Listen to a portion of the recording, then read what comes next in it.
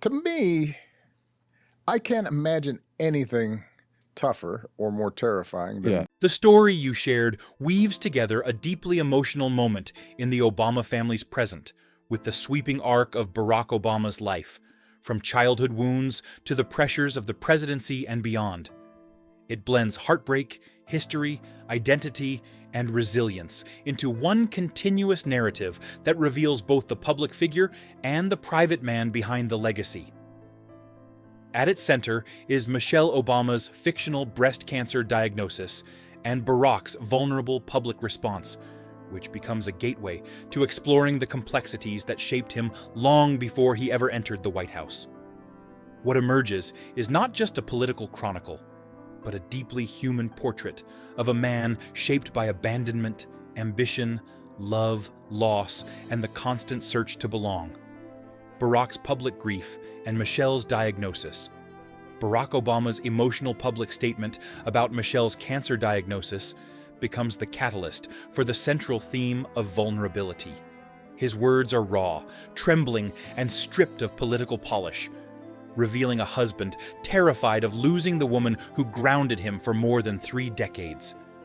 He describes the diagnosis as a crushing blow, worse than any crisis he faced as president, which says much about how deeply personal pain can eclipse global responsibility. His reflections on seeing Michelle endure chemotherapy, nausea, and exhaustion expose a man who feels helpless in ways he rarely ever allowed the world to see. Instead of shielding his emotions, he lets the world witness his heartbreak, his fear, and his fierce commitment to standing beside her. This moment humanizes Barack beyond the iconic statesman, showing him as a man reeling under the weight of possibly losing the love of his life, while millions watch from afar. A family forced into unwanted transparency. The Obamas have long guarded their privacy, even at the height of political fame, but Michelle's illness forces them into a level of openness neither of them wished for. Barack's reflections on their daughters, Malia and Sasha, reveal a family held together by love and concern rather than public image. He shares the pain of watching Michelle shave her head and the quiet nights spent holding her through fear and exhaustion. These aren't the polished snapshots of a public figure's home life, but the unvarnished moments that happen away from cameras. Even so, millions respond with compassion, flooding their posts with prayers and stories of their own battles with cancer. The Obamas' vulnerability becomes a bridge to countless families experiencing similar struggles. In choosing to share their pain, they not only seek support, but also offer solidarity. Their transparency becomes a reminder that illness does not discriminate, and that even the most admired families carry burdens behind closed doors. The diagnosis as a public wake-up call. Barack uses Michelle's diagnosis to speak about the urgency of early detection and the responsibility families share in advocating for one another's health. His message emphasizes that disease does not care about power, status, or legacy. What matters is compassion, vigilance, and supporting loved ones before crises strike. Barack admits that the news hit him harder than any political defeat, underscoring how deeply personal health battles affect even the strongest among us. As he shifts into advocacy mode, he encourages men to be present, proactive, and emotionally available. This moment becomes more than just a family crisis. It becomes a call to action for the wider public. By sharing Michelle's treatment updates, even reluctantly, the Obamas bring attention to medical realities and emotional strain that thousands of families face daily. Barack's vulnerability invites others to prioritize their health and relationships, transforming private pain into a collective wake-up call that resonates far beyond their household. Childhood roots of abandonment.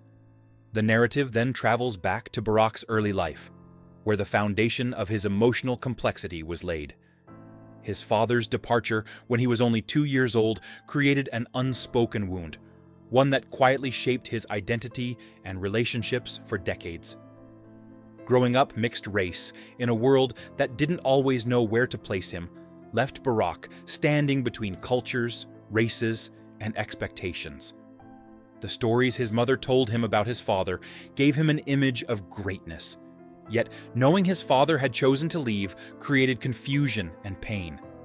That duality shaped the young boy's sense of self and planted a lifelong fear of not being enough. These early experiences became the backdrop to every major decision he would make, including his relationships, ambitions, and sense of responsibility. This part of his life paints a portrait of a child searching for belonging, affirmation, and stability in a world that seemed unable to offer it. The painful reality of his father's return and death. The painful reality of his father's return and death. Barack's father returned briefly when Barack was a teenager, but the reunion shattered the idealized image he had built from his mother's stories. Instead of the heroic intellectual he had imagined, Barack met a man battling personal demons, career failures, and emotional instability. The visit was awkward and disorienting, leaving Barack with more questions than closure. When his father died in a car accident years later, Barack felt a complex mixture of grief, regret, and a sense of finality that struck deeper than he expected. The death ended any possibility of reconciliation or understanding. It also forced Barack to confront the reality that some relational wounds never fully heal. This chapter of his life highlights the painful gap between fantasy and reality, and how a young man had to come to terms with the fact that the father he longed for could never exist as he imagined. That emotional reckoning became a pivotal point in Barack's self-understanding.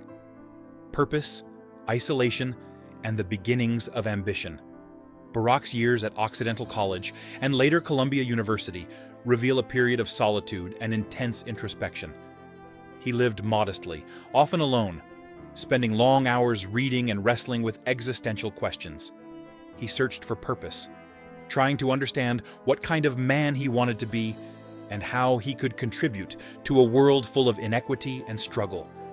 His brief stint in the corporate world only reinforced his sense that he was meant for something more meaningful than financial success. The loneliness of these years carved out space for self-definition, but also deepened the melancholy that had lingered since childhood. Barack wasn't driven by simple ambition.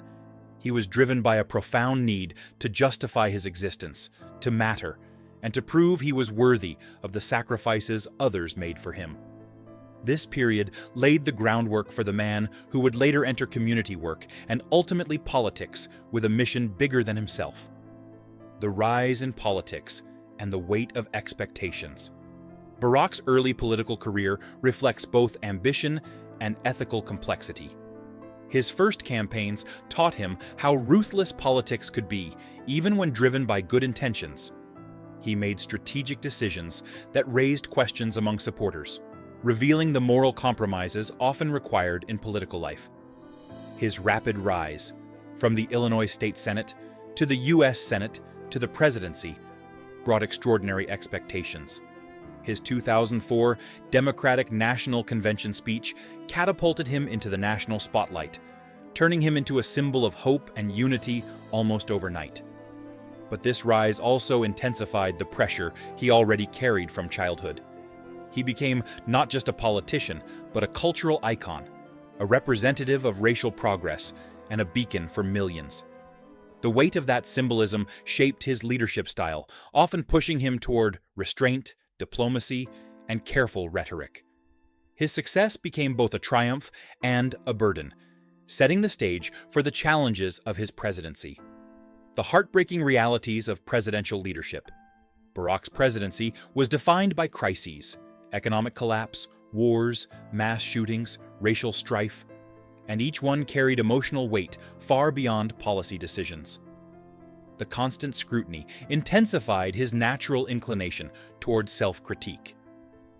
The birther conspiracy, inflamed by Donald Trump, was a visceral reminder that racism persisted at the highest levels of public discourse.